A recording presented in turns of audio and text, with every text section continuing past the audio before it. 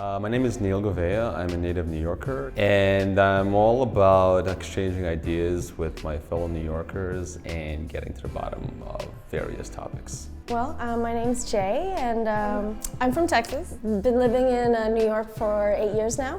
Who am I? My name is Brandon Eugene Campbell. I'm born and raised in Las Vegas, Nevada. I'm a person that believes that empathy and understanding is the true key to building community and collaboration. So my name is Kim Rogers. I am a communications manager. My personal brand is social justice and equity and making sure that everybody in this crazy country has the basic stuff that they need. What comes to mind when you say Constitution is? Constitution. Is what makes up America. Ancient. I just think about an old ass dusty document. United States Foundation, based in a lot of lack of understanding and perspective, and that's the safe way. That's the safe answer. Government, laws. When I say founding fathers, I think about old ass white dudes. When you say founding fathers, I think of a bunch of white guys who think they had great intentions and had great ideals in the macro, but that aren't serving everyone that exists in the country today. The men who brought it all together to make what we currently have today. Rule of law, that it's not applied equally across the people in this country. So some of the Bill of Rights are the right to bear arms. I know eminent domain is in there, freedom of speech, religion, all of those things. It's the first 10, so.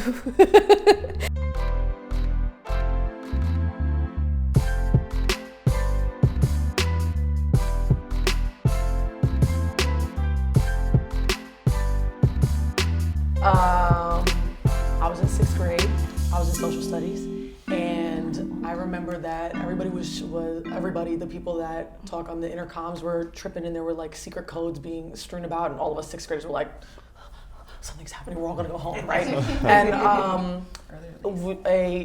the days of the projector, so that's pulled in a projector stand with a TV on it, and it was the black and white scratchy, and we kind of saw the news, and it was it was not that old. Black and white. What are you talking about? No, our TV, we didn't have color TVs. We didn't have color TVs. They were just TVs for the VHS video, so they weren't connected to any real thing. So we kind of got it. It was just mad, in weird. 2002 or what? One. Yeah. Yeah, no, it was like that, and in Hackensack, Jersey. So right here. No, we had projectors. But we had projectors, but yes, everyone to the gym.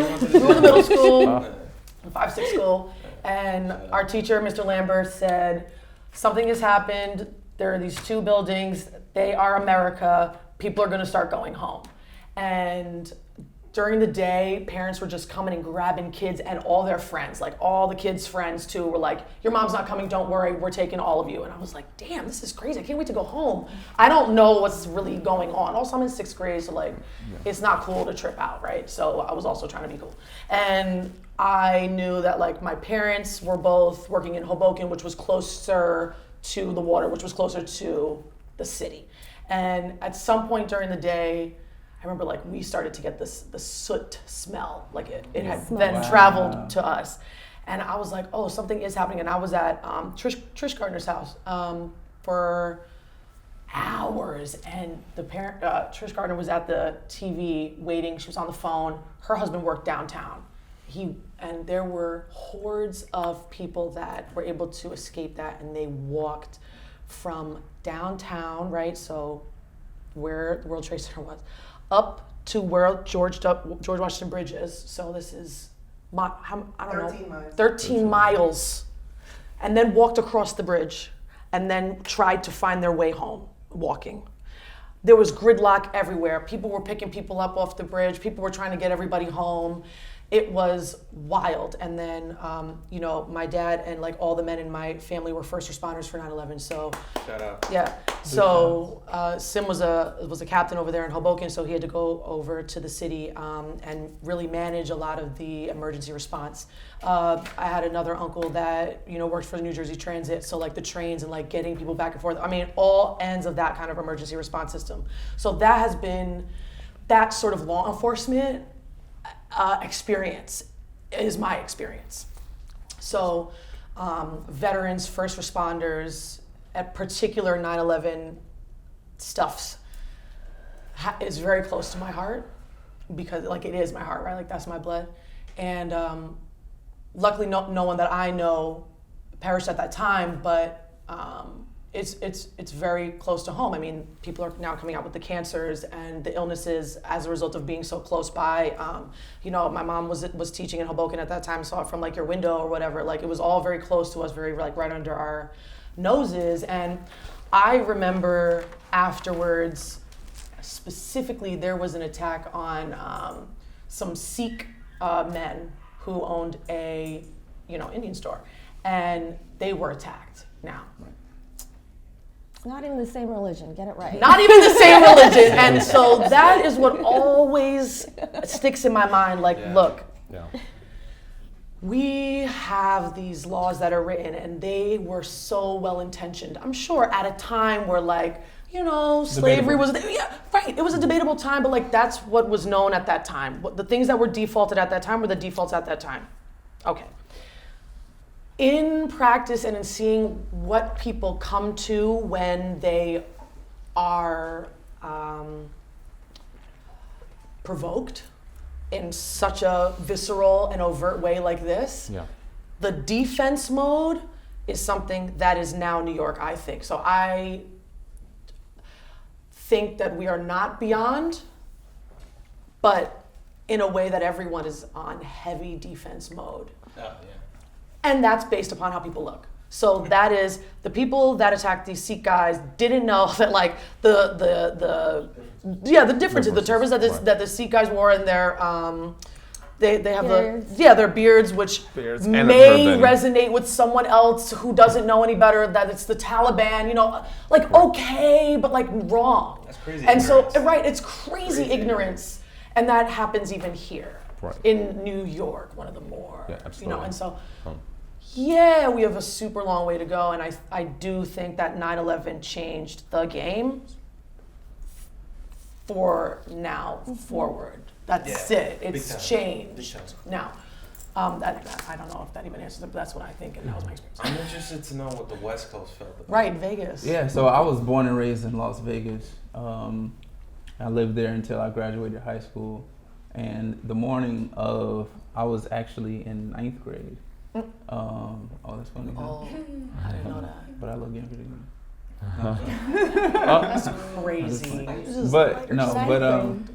I was in 9th grade, and I remember I was specifically in Spanish class when I figured out what was going on. And he put on the television. No, that is not true. I was in Spanish class when the second plane hit.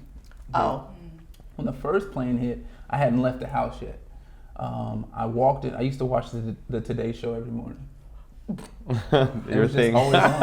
I never missed Fox 5. It was just on. It's just a thing. Lori Roseanne? So I was watching Saved by the Bell. Right, like, yes. Okay. So I walk in my mom's room. My father was out of town for work. My father is a career firefighter, fighter administrator, Homeland Security. Yeah. And he was actually in DC. Yeah, he was in DC at the time. So I walk in my mother's room with my backpack to leave the house, and I watched like the first plane hit. And my mom was like, there's something going on. Like, she was like, this doesn't seem right. Right off the back from the first plane? Yeah. Yeah, okay. Because like, most people just thought, but that's it's incredible. She said, she was like, a plane hitting a building, like this doesn't. That's super sus. She's like, in New York, like, nah, something's going on. So I left the house. I remember I was in Spanish class. I mean, the second plane definitely hit short after, but I was Spanish class when they confirmed that it was terrorism. That's what it was. When they confirmed, like, okay, this is definitely was terrorism. So anyway, the first thing I was thinking about was, okay, I knew, something had also transpired in DC. Right. And I knew that my father was out there. So although I had never, of course, been in New York at that time, and I was like, wow, this is terrible, I couldn't grasp like you all could, what it all meant or even what it felt like. I just knew that my father was in DC, and I was like, oh, is he gonna be able to get home? Of course, they shut down all the airports. And, once we found out like he was safe, like that was cool. And I remember he had to drive from DC to he had to drive Hella far. to another airport a couple days and then wait overnight until they opened up that airport because they wouldn't open them in DC. So I think he went to Delaware or something like that. And for me, as a young person, I thought that was super far. Now that I live over here, I was like, yeah, to drive to Delaware? Right. But now that now I know DC to Delaware is... Pull out the atlas. Right. The atlas. Right. But all in all, it was, of course, not something that you never forget, but hearing you guys, you all's stories, it's much more visceral and tangible, Yeah. Absolutely. This is interesting because it's so funny how you guys we all remember where we were that day, and there's few events in American history where we all know where we were, where it happened. In our For example, Our lifetime. in our lifetime. They got mad things that like JFK, the Cold War, Woodstock. They got mad things. Actually, so Wait, Jay didn't get to go though. All right. With Kung Fu in the United States, I know where I was. Please don't get him started. Don't let him continue. Jay, He knows. I'm sorry. There's some loud individuals at the table. Go ahead. Off camera, I'm gonna have to figure it out. right. Jay, okay. Give us your experience. So I was in Texas at the time. I'm from Texas. What part? I'm from Houston. I was in Austin at the time because I was in college. Okay. And I lived in Austin for 10 years before I moved to New York. So She got That's them the good spot. genes. Right, Austin's the spot now. I was a sophomore in college when that happened. So I can't speak to what what the experience was like here in New York. Right. But I'm Indian, and I dated a guy once, and he told me what his experience was like because he would get mistaken for being, although he's not Muslim, for being Muslim, and He's Indian. he was Indian, right? And so he, experienced a lot of backlash while he was living here. But so my dad actually, comes. He's from Bangladesh, which is a Muslim majority country. So, and he's Hindu, so he's a minority in that country. And my parents, and so my dad was actually a journalist during East and West Pakistan, when Bangladesh and Pakistan divided, and Wow. Wow. And so he's been persecuted by Muslims, and because he would expose a lot of corruption in the government, and so Wow. It's funny because my parents have a lot of anti-Muslim sentiment because of their experience in India and Bangladesh. But when they came to this country, actually, they're some of my first our friends in this country were Muslim families because we speak the same language. And my dear friend growing up when I was from kindergarten was a Muslim girl, Mm-hmm. And so I always struggle with that because I see, we're in this country here and we live amongst, and they have, these friends that are Muslim, but then they still have this kind of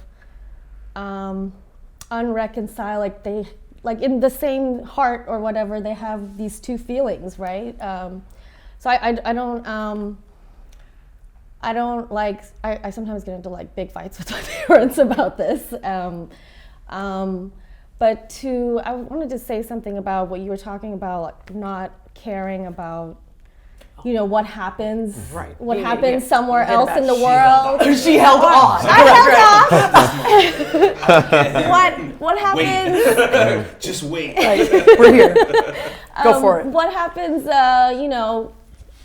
far away from me, not in my locale. I mean, 9/11 happened because it was a bunch of disenfranchised Muslim men in their countries who were very frustrated, and they turned to this extreme form of religion, and they got brainwashed, and they flew the planes into our buildings, and so it does matter what happens abroad because it affected us at home, and now we're in this, post 9/11 world because of it. So I mean, anyways, so that's what I was. It's a good point on a macro level. Yeah, so. I'm with you. Yeah. I'm totally with you on macro issues.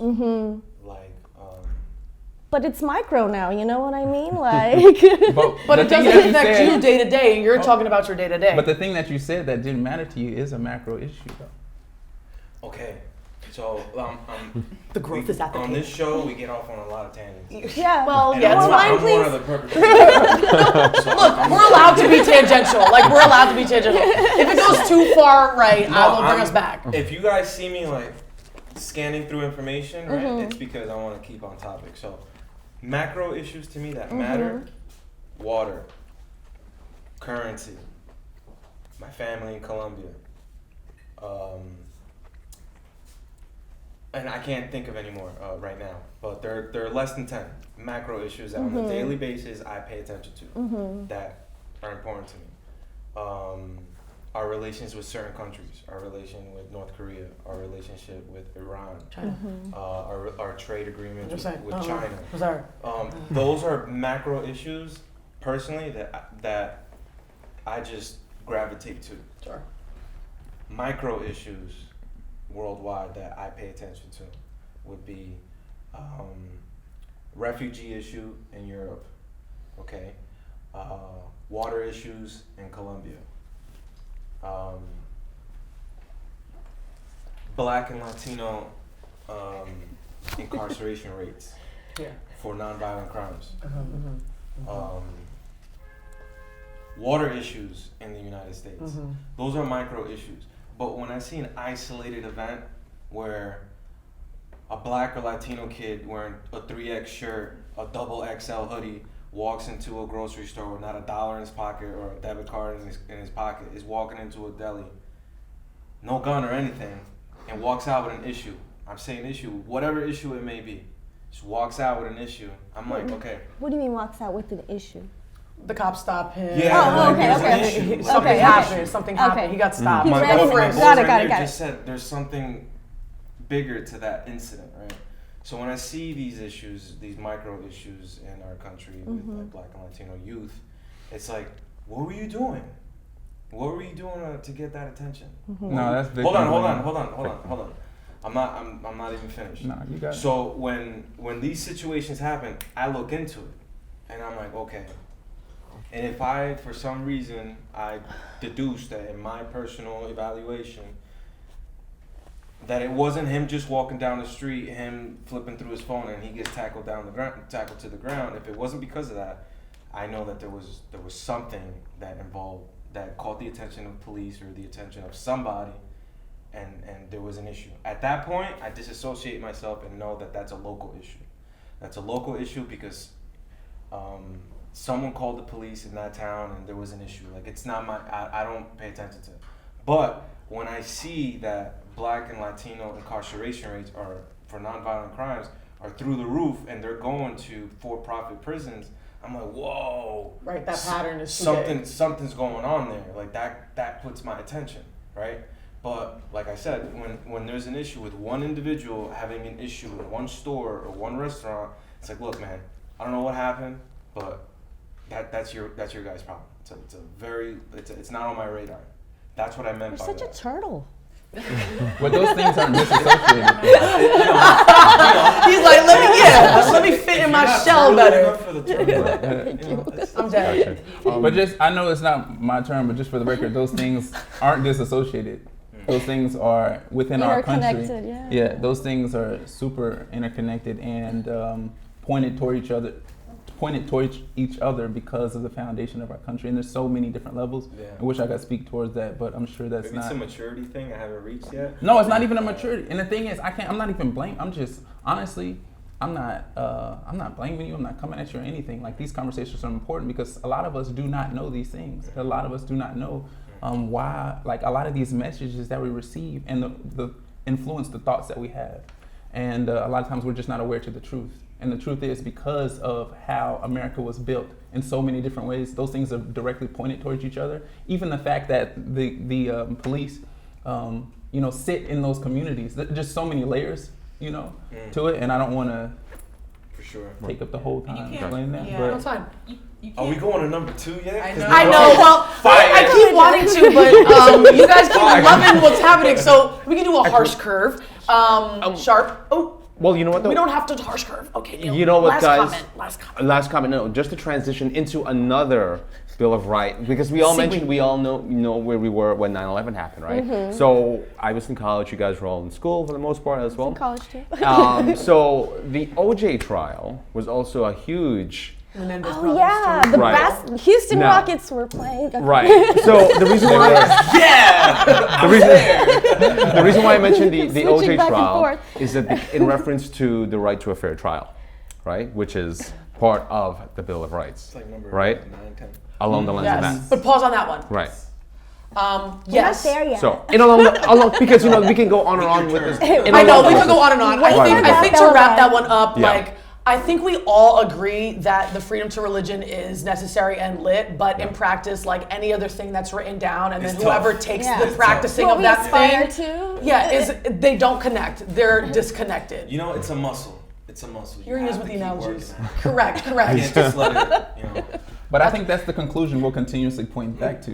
No, I'm agreeing with you. We're in the same. It's the Yes. conclusion we're going to continuously come Yeah. back to is that our Constitution, Bill of Rights amendments mean something, but they don't point towards how we live today in society. That's the conclusion we're going to continuously Humans come are back to. egotistical. Okay. I feel like freedom of press is really important today because with all the fake news going on, freedom of press is, the fourth estate, right? So it's the counterbalance against the branches of government, and so it's like the press's job to tell the truth. Correct. Elaborate with the fake Right. news in there. Journalists please. right here, right? Yeah. Huh? Yeah, Right? you could elaborate a little bit So- on that. Yeah. And what do you want me to elaborate? Well, what's your definition of fake news? Fake news is when they're giving their opinion and not telling the facts.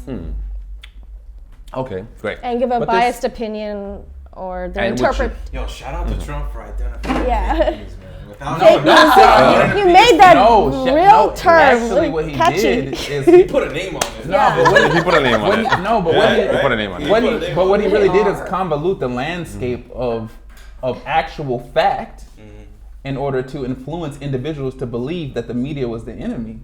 Like, so that wasn't like a shout out. Like, he literally put a brand on this thing called quote unquote fake news and twisted it and identified something that was fact and coined it something so that it holds that brand with a certain base of people. Yeah. You know what I'm I saying? think that when you're a public figure, you have no privacy. So it's a That's it's a within the game, law, though. It's a game of cat and mouse. What can I get away with without you knowing and without you telling everyone else you know? And also, how do any of us really know the truth of any particular matter that we find in any news anywhere at any point, You whether it can be Al find it. Jazeera, NPR, or Fox? And that's You know the what I'm problem. saying? And No that's one why reads. that's why we used to be able to rely on certain just values of the press, of certain entities. That's why there is a brand such Yeah, we as, got- I'm just gonna point them out, I'm not saying one's better than the other, but that's why there is like Washington Post. That's why there's a New York Times, because you know that brand has a foundation in fact that you can trust. And why? You know? That's, I can't Well, agree on that. I'm not saying that that's what I believe. I'm saying that's what people point towards, because people also, I can go all the way on the other side and say Fox News, people believe that they can point towards that source as a foundation in facts. It's also a lot of people that have the visceral reaction that you had. So it's on both sides again. Visceral. Reactionary. I mean, no, not like, it is what it is, but that's how they're all brands at the end of the day. Correct. And they're money making machines, and it's Right. all a racket, really. And what was that movie that I saw about the papers that got what was that movie? Not Spotlight, but it was about the Washington Post. Please give me, what is it?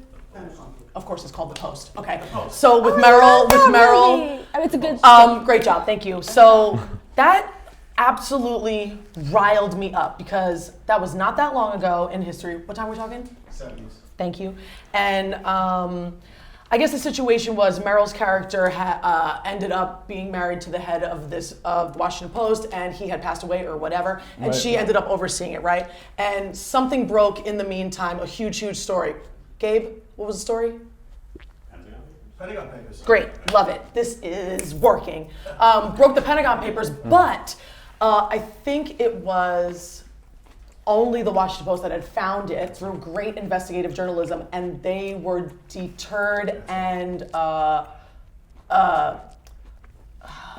not permitted to go forth with they were coerced not to by the government. Okay, so the big government came in and said, freedom of press, that's cute. No, because you'll all go to jail.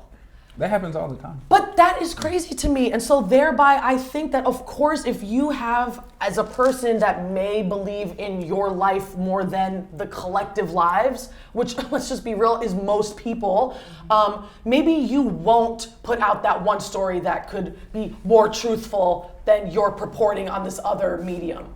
So I struggle with that, with really giving any news outlet or any piece of news its full credence, because I don't believe that they are out here for the governed. I think they are out here being coerced at any given point by the dollar bills. Or the powers that be, Well, that's right? corporations, okay? But that is corporations, But and that Right. is what this country Yeah. relies upon. And I pharmaceuticals. think there's two and narratives China. always at play, right?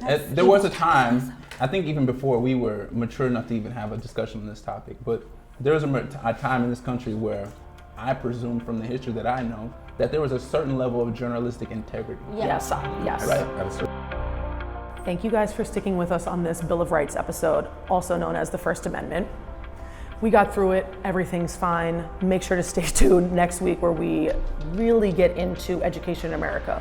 Public, charter, private, parochial, etc. And as always, we want to hear your comments down below. Make sure to like, subscribe, and follow YouTube, Instagram, Facebook. We'll see you next week.